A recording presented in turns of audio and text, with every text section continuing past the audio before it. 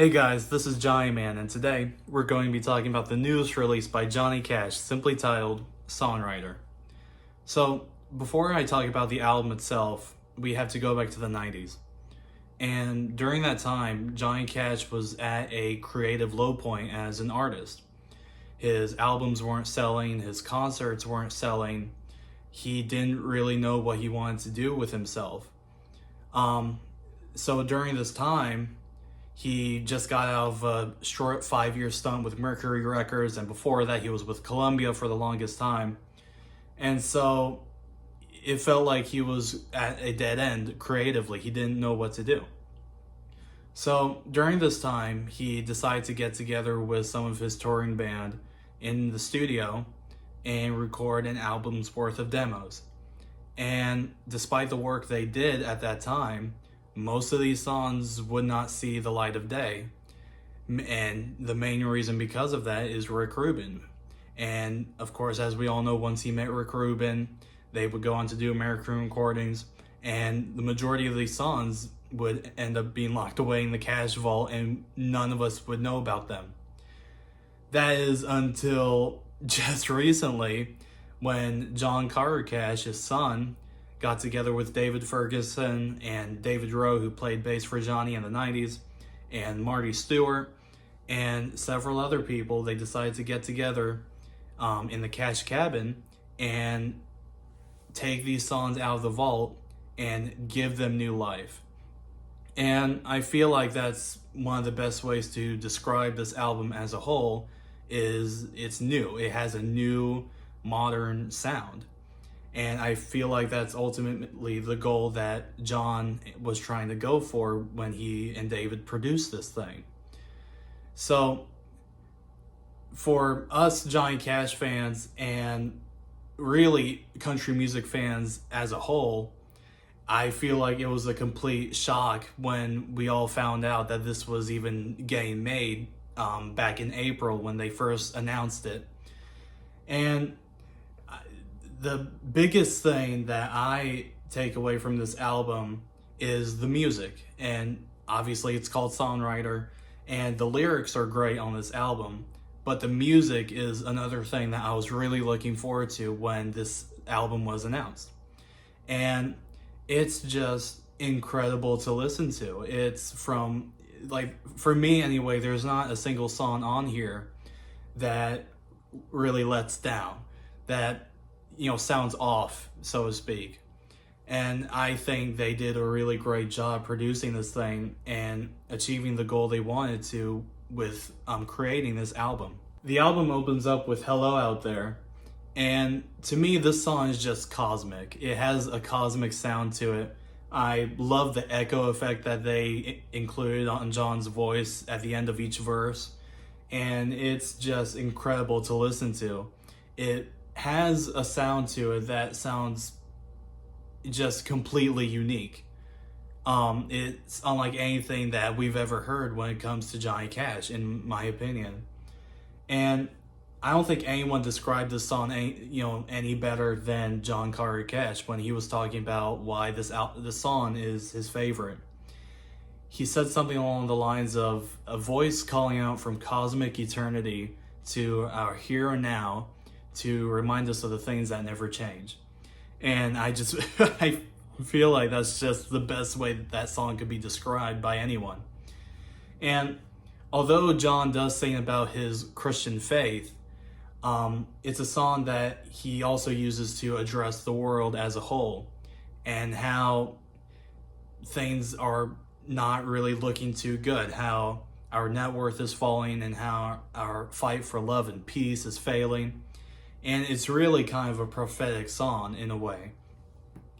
Track number 2 is Spotlight, featuring Dan Auerbach from the Black Keys. And this song is probably the most blues heavy song on this album. It has a really great vibe to it. I love Dan's playing on this song. It really is the cherry on top. And John singing about getting over this love he just lost, and how he doesn't want anyone to see how hurt he is by that loss, but he's reassuring himself that he'll get through it. Track number 3 is Drive On, and this is one of those songs that he would later go on to record with Rick Rubin on American Recordings. But with this earlier version, there's different lyrics, which is just a minor thing that doesn't really change, how you listen to the song, in my opinion. But the music, though, is just outstanding. It has this really like tense vibe throughout, and then going into the second half, and especially around the end, it just completely blows up into this almost like jungle sounding instrumental, and it's really like creepy and eerie to listen to. It sounds like you're in Vietnam itself, which is horrifying as it is. But it's just incredible to listen to. Number 4 is I Love You Tonight, featuring Waylon Jennings. And this song, after listening to Drive On, is really sort of a nice cool down after what you just listened to the song before. And it's a really nice slow dance kind of ballad. It's John reflecting on the love he has for this woman and how that love grew throughout the decades. Starting from the 60s, getting stronger in the 70s, making it through the 80s. And it ultimately leaves him questioning if they'll make it through to the millennium, which, of course, as we all know, they would. But it's still really interesting to hear him anyway talking about, these kinds of things. Like, I wonder if we're going to make it or not, But it's very sweet to listen to either way. Track number 5, Have You Ever Been to Little Rock? Have you ever been to Little Rock? I haven't. But this song is, I think, John, looking back to his roots. It's a very nostalgic song for him. He's singing about growing up in Arkansas. He's singing about where his mom and dad were born and raised, about the kind of work they would do throughout the whole week and going out on the town on Saturday nights. Talking about all the fun things they would do whenever they were not working. And he's saying about, his people, basically. And it's a very sweet song in a way, because it's him, like I said, looking back to his roots. And it's a song about never forgetting those roots and being proud and thankful for where you came from. Side B opens up with Well, Alright, and, well, it's alright. But this song is special to me simply because it's the first song that we ever heard the moment this album was announced. And it was released on YouTube. It was the lead single for this album. And it has like such a classic sound to it, despite the music being new. It has almost like a country western sound to it with the guitars. And what I really enjoy about this song is the lyrics. It's a simple love story about finding love at a laundromat of all places, but I just think it has a really nice sound to it, and like that, it's all right. Track number 7 is She's Saying Sweet Baby James. And this song is easily the saddest song on here. I mean, it's about one of the worst things a mother can go through in life, that being the loss of a child. And it contains one of the darkest Johnny Cash lyrics I think I ever heard. The only difference in my life and hell are the flames. And it is so incredibly dark and sad, but at the same time, the music sounds very nice. Especially, I really like the strains during the chorus. It really sort of adds to the emotion that he's trying to convey in this song. Track number 8 is Poor Valley Girl. And by this point in the album, they start, musically anyway, they start to aim towards more of a classic Cash sound, especially with the really heavy guitar tones. It has that classic boom chicka boom sound. And it's great hearing that sound with a modern take on it. And so for this song, it's about June Carter Cash, his wife. And at first, you don't really know what he's saying about until you listen to the lyrics.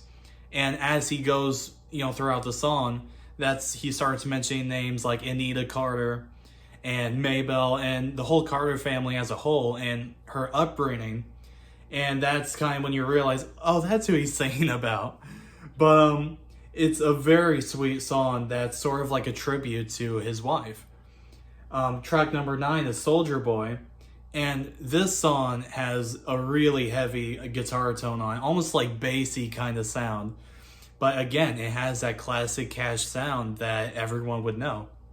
And this song, it's super catchy, and it's paying homage to all of our servicemen and women, well, mainly the men, but it applies to all branches of service, not the Army, the Navy, the Air Force, so on.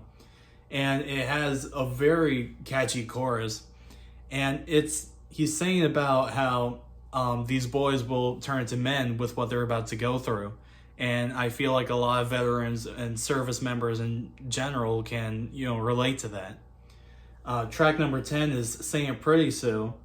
And this song is a cover from a much older song he did back in 1962 on another album called The Sound of Johnny Cash. And what I really like about this song is just the way he sings it.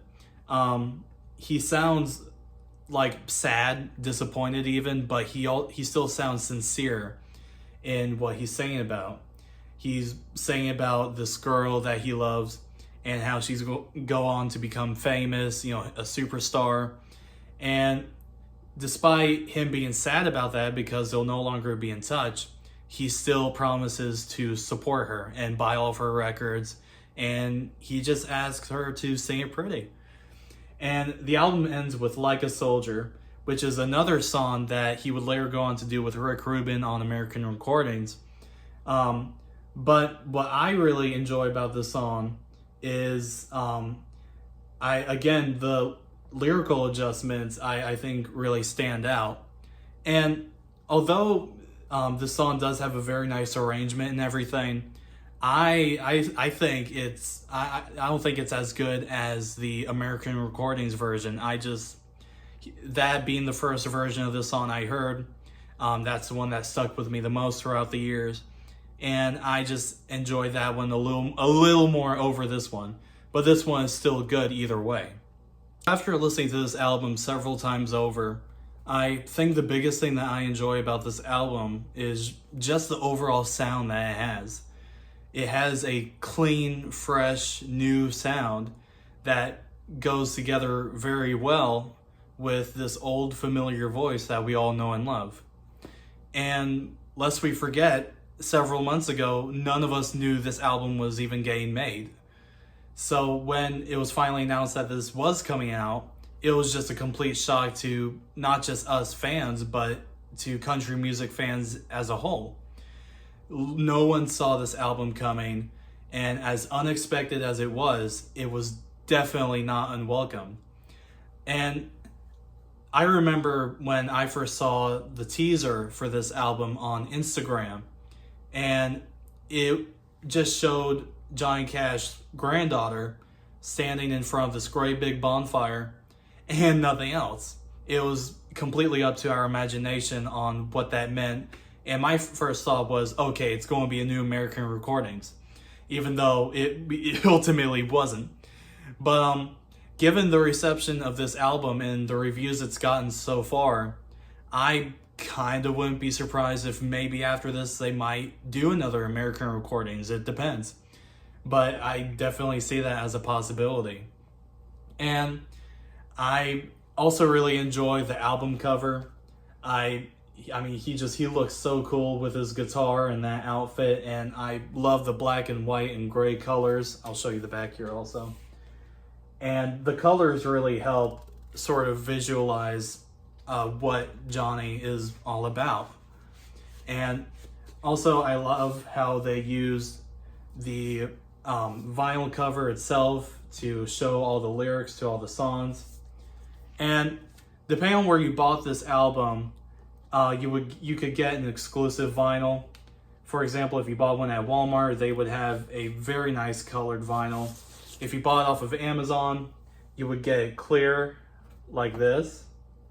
And if you bought the CD at Target, then you would get not just the album itself, but you would also get a bonus CD of just greatest hits, which I think is a really nice thing to include anyway. And I really appreciate this album. The fact that it even exists is something that we should all be thankful for. And another thing that I really enjoy is the fact that Waylon Jennings sings on it, simply because it's great to hear his voice singing with Johnny at the same time for Drive On and Like a Soldier.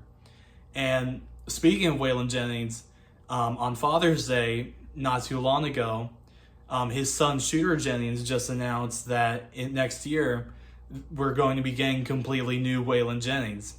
So it's almost as if they're kind of following in the footsteps of this album and what John Carter Cash did.